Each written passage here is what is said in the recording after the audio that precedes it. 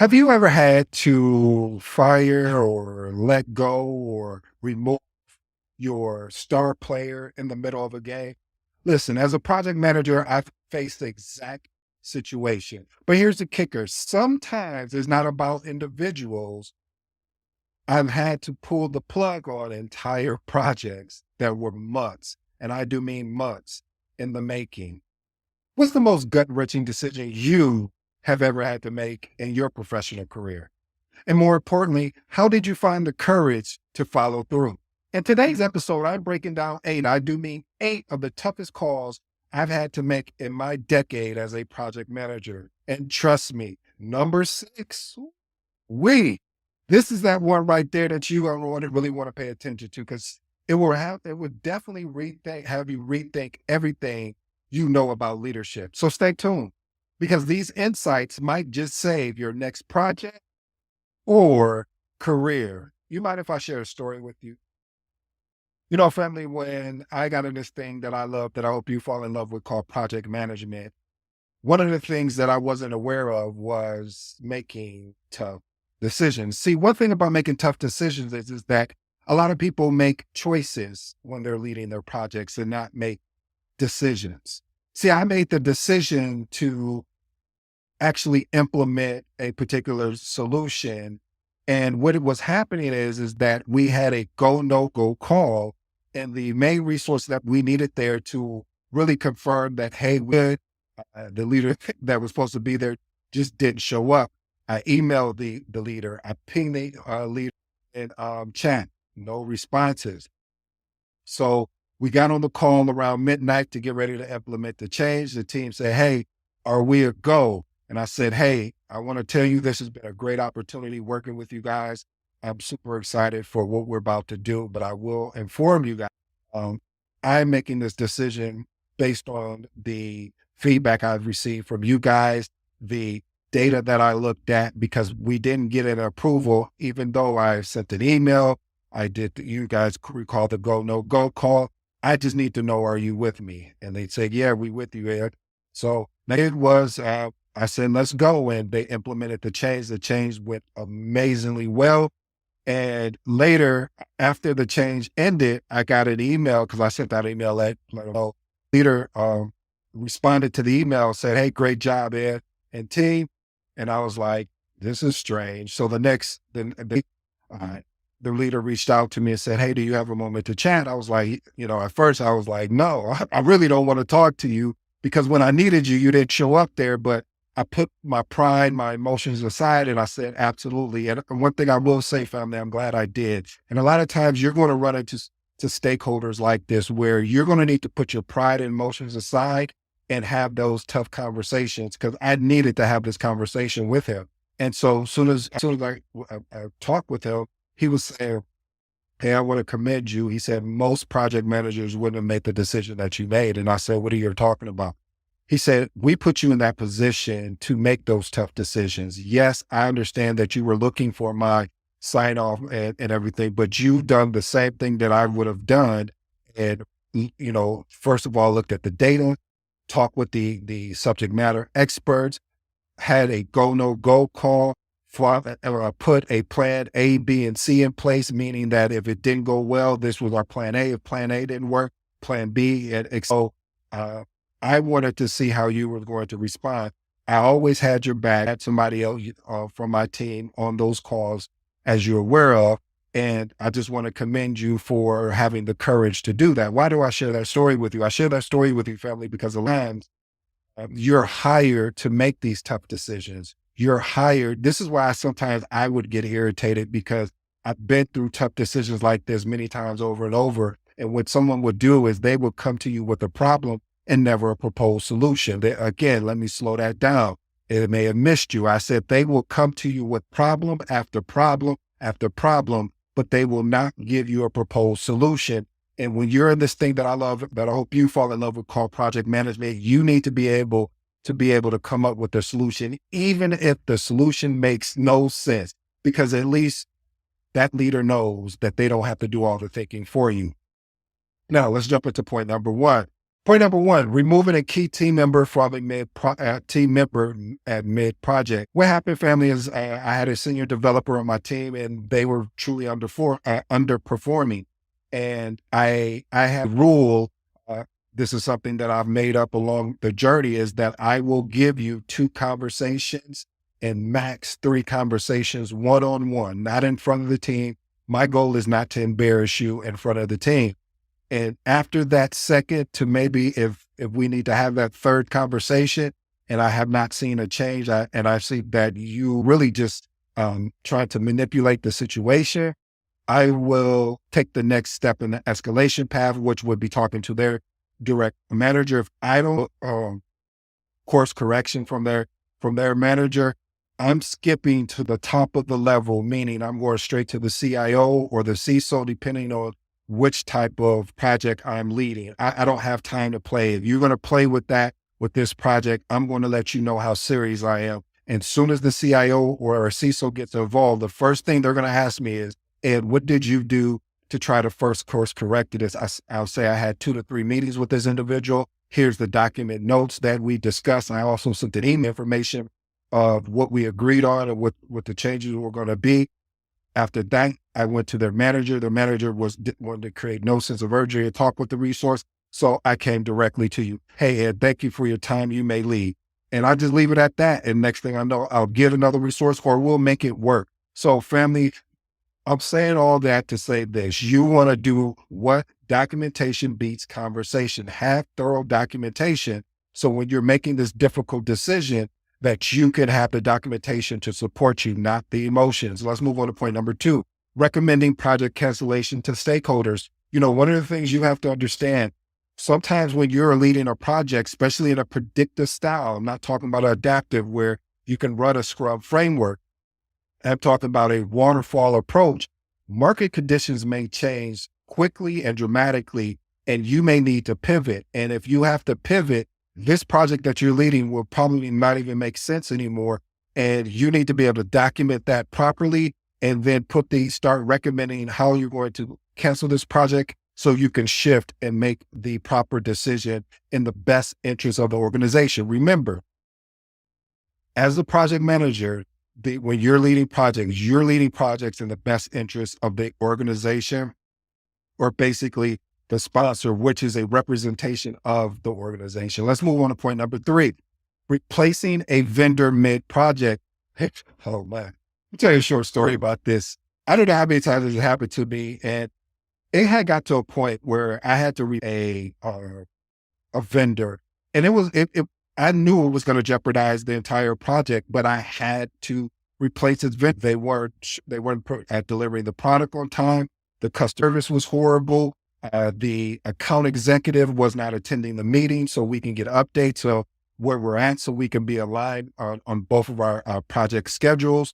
So once I started seeing some of these red flags, I didn't wait for it to continue to get worse. I contacted legal. I brought the contract to legal and I said, hey, I need you to help me. I'm going to show you what I think I found in the contract that we can either buy our way out or we may be able to get this because they didn't fulfill their timelines as per the contract. And yes, this may be a short-term setback, but I'd rather have a short-term setback than an entire project just fail completely because the vendor has made a decision not to actually live up to their end of the bargain. And if you have a superior or an exceptional legal team, what they'll tell you is, hey, let us walk through the contract. You go ahead and start looking, put an RFP out there, or either RFI, again, RFP, request for proposal, or RFI, request for information, and start looking for a contractor and see if I've met there in the, on this project. And again, family, don't hesitate to make this tough decision because when a vendor is underperforming, because the contractor has the vendor has the same authority. If they feel like they're asking things of you and you're not delivering, they have the right contractually to say, hey, well, we're going to terminate this contract because it's not beneficial to neither one of us. Let's move on to point number 4, delaying a product launch despite pressures from sales. I come from a sales background, and so I get both sides of the business. However, what tends to happen, and some of these sales calls to retain or obtain business, what will happen is salespeople will just over deliver or, excuse me, over promise things and not deliver on the dates that to the clients that they promised. And so what I had to start doing was talking with these sales teams and say, hey, we need to stop doing that, because what ends up happening is if we can continue if we keep doing that the same way, number one, it's going to be to our product, which is an impact, basically an impact to the quality, as well as an impact to our reputation, as well as all of this is not doing anything, long term. All we're getting is short term gains. So why not deliver a better product? And yeah, our reputation may take a slight little hit, but it won't take the major hit if you continue, if you told them, hey, you're going to get it in X amount of months. And we already told you that it's going to take 12 months instead of 10 months. And you're telling them in 10 months, and you're trying to put pressure on the project team, and they won't be able to deliver because of the fact they have to do the testing. You're fully aware of this. So you have to be willing to push back and have the receipts, as they will say, or what we like to say, documentation. Let's move on to point number 5. Overruling a senior technical expert's recommendation. Hey, I had to push back on a lead architect because of the fact of the solution that they insisted on was complex and a cutting edge solution.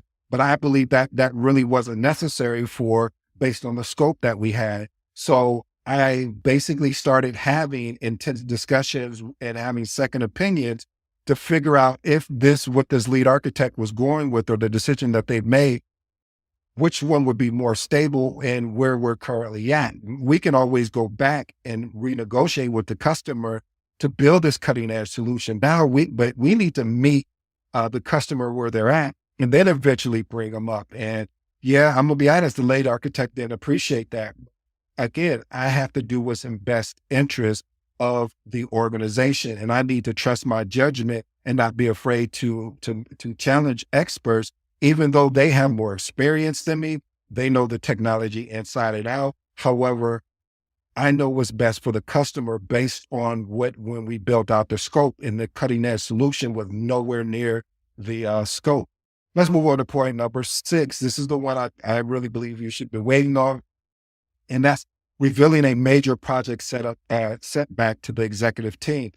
Family, when you are leading projects, what's going to happen is you're going to have resources, I should say, project team members as well as stakeholders that are not going to show up to the meetings. And one day, I just got frustrated. I was like, you guys are not showing up to the meetings. I'm sending out the meeting recaps. There's no type of interactions there. I'm pinging you in Teams to say, hey, I really need you guys here. And so finally, I don't know, it must have got back to the CEO, was like, hey, look, I want you to come present your project to me and the executive team. I said, no problem. So I called another meeting. I said, hey guys, this meeting, everyone showed up. I said, listen, we're going to have to, I'm going to have to present to the executive team, and I'm not going to lie about where we're at. I'm not going to hide anything. I'm going to be very transparent. So you need to get ready for the questions, and you need to start preparing, and we can be ready. I've done everything possible to try to protect you guys. And unfortunately, what I've been doing hasn't worked well. And so we're going to go in front of leadership team, and we're going to have a transparent conversation about the significant issues. And this is going to make everybody uncomfortable. But as a project manager, you sometimes need to make these tough decisions, even though it's not popular on the team, but you've given them opportunities to course correct, and they chose not to. Let's move on to point number 7. Enforcing unpopular overtime to meet a deadline. Again, enforcing unpopular to meet a deadline. There was a situation that I actually had where we made an implementation, and we started, and it went to about, I think it was about 6:00 in the morning. And I probably laid down maybe 30 minutes at tops, and I got a call, and then I got on and said, hey, something was wrong. Our clients are unable to access their system. What's going on? I'm calling all my network engineers. I'm calling, application. And I say, hey guys, we got to get back on the call. I apologize, but I know you guys are probably either out with your family or probably like me, just getting some rest. And that was an uncomfortable call to make, to really convince people that don't report it to you that, hey, I need you on this call. Cause if not, we're going to have to, and we're already going to have to escalate this up to executives, and they're going to want to plan and what we're going to do. So I need everybody to get on the call. And we got on the call and we got the situation, resolved. But that was a very long day, I'll tell you. And I probably slept the next day, just probably half of the day, because it was one of those things where you can only control the controllables, and we missed thing that wasn't provided to us. And we could point the finger and say, well, we would have known, if we would have known about that, this wouldn't have happened. Well, it happened. So now what are you going to do about it? Are you going to sit down there and continue to complain or be frustrated, or are you going to take action? Let's move on to point number 8, splitting up a project team. One of the things I've learned in this thing called project management is that when you have two separate teams going at the same time, you have to look for red flags if they're not collaborating well. And right away, you need to cut. You need a decision to split this team up. Quick story. I actually did do that at first, and I paid for it. And eventually I said, you know what? I'm tired of playing, because every time we get on the call, it would be the same two leaders going back and forth. So what I did was I split up the teams. And when it was time to present to the CIO, that's when each other found out about their particular outputs, because I got tired of them going back and forth. And I was also getting messages from other project team members. It's like, I'm tired of joining these calls, and all they do is disrupt these calls. And I said, yep, you're right. I'm going to do something about it. And I did. When I separated two, again, they didn't like it. Excuse me, not their two, but their two teams. What ended up happening though, the meetings ran better. All right, two bonuses, and then end with closing remarks. Allocating resources to fix technical debt over new features. My application developers have a sense to really get bogged down with putting on new features and showing this could really improve the whole overall application, and check this out and look at this. And I'm like, hey, that's amazing. Look at our scope. This is what the customer asked for. We need to do that. We need to fix the issues that are on hand before we even think about any new features. Because if you start adding on new features and the customer, number one, didn't ask for it, and number two, we didn't give them what they originally wanted, we didn't fulfill our end of the contract. So again, we need to fix these technical issues, and then we can think about looking at new features. Let's move on to the last and final bonus here: implementing a controversial change management process. What I mean by that is that I've been in organizations. Most of the organizations I've been in, they have had a change management process, but sometimes IT has a way of saying, we don't need to go through the change management process. And what I've had to do is really hold them accountable and responsible, because what I don't, because I've actually seen it happen where a resource makes a change and it disrupts something else. And then we're held accountable for not following the proper processes and procedures. And all we had to do was go through change management, and we would have discovered that, hey, if we're making this change, it may impact another group. And so what I realized when I started seeing that happen, I stopped that. I nipped that right in the bud right away. I said, listen, we will not operate here. I do not want to be part of a project that moves like that, because what will happen is that, again, if something goes wrong, we all can lose our jobs. So to help that out, let's make sure we're documenting properly and going through the change management process. I only have 2 closing remarks on my way. First one is removing key team members mid-project. Listen, you may have to make these tough decisions, but like I said, do the 2 to 3 one-on-ones, talk to their direct manager after that, and then just escalate. Point number 2, delaying product launches despite pressure from sales. Your sales team may have overpromised and said that we were going to over deliver on something. You need to have a very transparent conversation. First, course correct what they said originally, and tell them you need to stop doing that, because if you continue to do that, you're going to continue to impact the organization's reputation, as well as you're going to have us delivering a product that is not of quality, which we're going to start losing customers. Family, I hope you enjoyed today's episode.